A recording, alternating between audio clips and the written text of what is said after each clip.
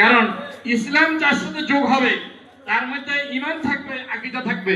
আপনারা দেখছেন আমি 95% মুসলমানের ভোট বাদ দিয়ে 5% হিন্দু ভোটের জন্য যারা দুর্গা পূজায় গিয়ে তাদের ঈমান ধ্বংস করলো, তাদেরকে কি আমরা ভোট দিতে পারি ভাই?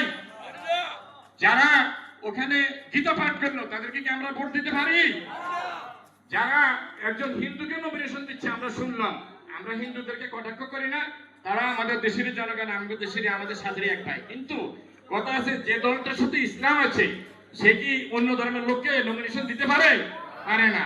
তাহলে আজকে জামায়াতে ইসলামের সাথে যদি প্রকৃতি ইসলাম থাকতো তাহলে আমরাও বলতাম, কিন্তু তাদের সাথে আসলে কি ইসলাম নাই। ইসলাম থাকতো তারা কিন্তু যাকে ইসলামটাকে ওরা শুধু ভোটের একটা হাতিয়ার হিসেবে ব্যবহার করে, ইসলামটাকে তারা শুধুমাত্র তাদের ক্ষমতা দেওয়ার সেই হিসেবে ব্যবহার করে। ইসলামকে তারা কোনোভাবে ঈমান আকীদার হিসাবে বিশ্বাস করে না এবং সেখানে তারা নিতেও পারবে না।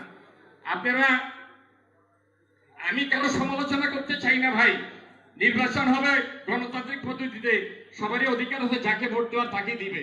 কিন্তু বললাম তো ওই যে আমাদেরকে এই বিশ্বাস নিতে হবে, আমাদেরকে ওই লক্ষ্য স্থির করতে হবে যে আমার ভোটটা আমি কোথায় দিলে আগামীতে কে দলের কোন দল ক্ষমতায় আসবে, রাষ্ট্র পরিচালনার দায়িত্ব কে গ্রহণ করবে সেটা আমাদেরকে মনে রাখতে হবে।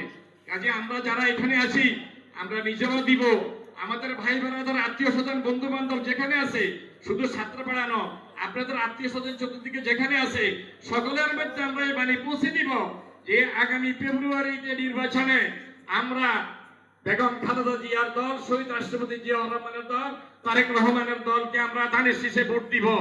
কি বলেন? ইনশাআল্লাহ ধানের শীষে ভোট দিবেন? ইনশাআল্লাহ আমরা সবাই ধানের শীষে ভোট দিব এবং আমাদের ব্যারিস্টার মাহমুদুদ্দিন খোকন ভাইকে বিপুল ভোটে আমরা জয়লাভ করে আনবো ইনশাআল্লাহ।